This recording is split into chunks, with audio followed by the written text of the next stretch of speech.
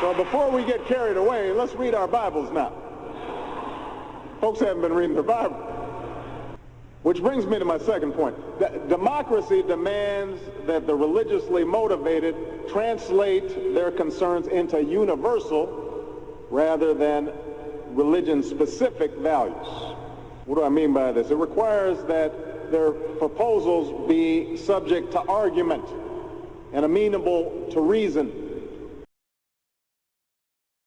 Now, let's take a closer look at the words contained within Barack Hussein's message, which brings me to my second point.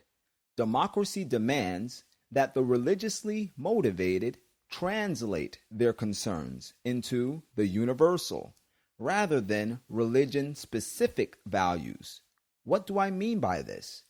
It requires that their proposals be subject to argument and amenable to reason. Now, before we go further with this analysis, I want to give you a few simple definitions of some vocabulary words contained within Barack Hussein's message so that you can have a clearer understanding of the message that he is trying to convey to you.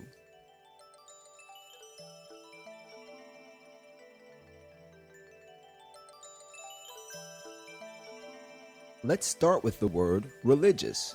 Religious is defined as concerned with sacred matters, or religion, or church, or having or showing belief in and reverence for a deity. Next, let's look at the word motivated. Motivated is defined as provided with a motive or given incentive for action.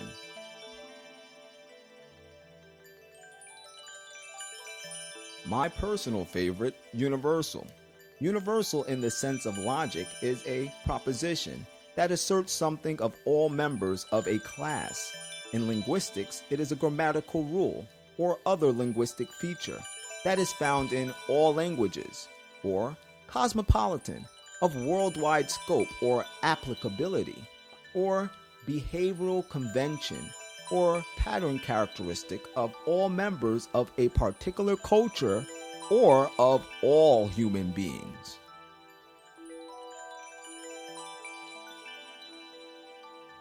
And last, but certainly not least, amenable. Amenable is defined as open and responsive to suggestion, easily persuaded or controlled.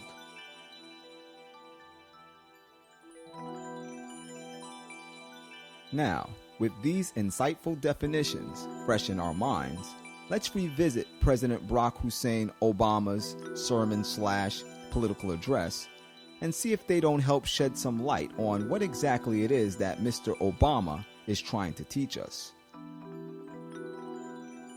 Which brings me to my second point. Democracy demands that the religiously motivated translate their concerns into the universal rather than religion-specific values. What do I mean by this? It requires that their proposals be subject to argument and amenable to reason.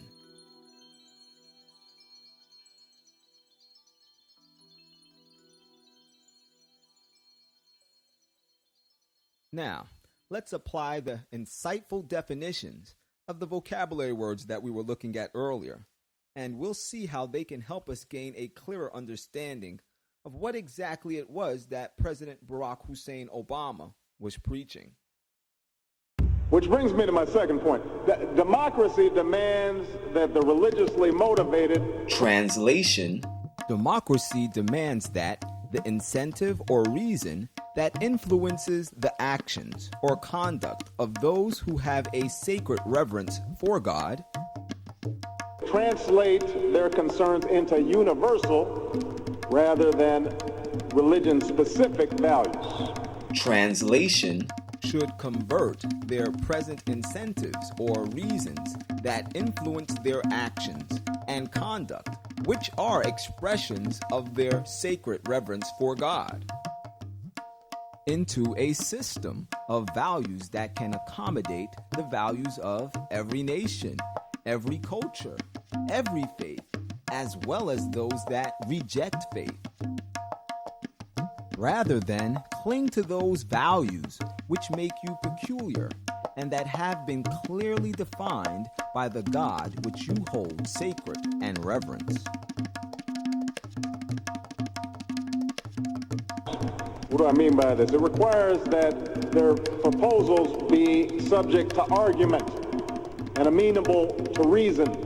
Translation: what do I mean by this? It, meaning the survival and success of democracy, requires that the suggested course of action or judgments, which provide you with the incentives or reasons that influence your personal actions or conduct, because these courses of action or judgments have been prescribed by the God which you hold sacred and reverence, must be subject to being open to different views, which will provide different courses of action or judgments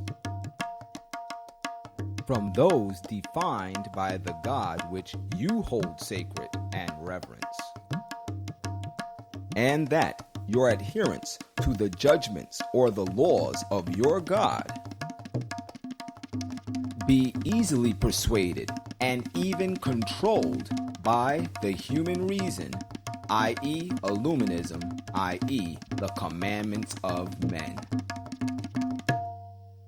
So, in summary, what President Barack Hussein Obama was truly suggesting to us in this sermon/political address is that in order for democracy to be successful, and please notice, he did not speak of democracy in specifics, as in democracy in the United States of America. He spoke of democracy as a singular entity, as a whole. Remember, the aim of the United States is to spread democracy throughout the world.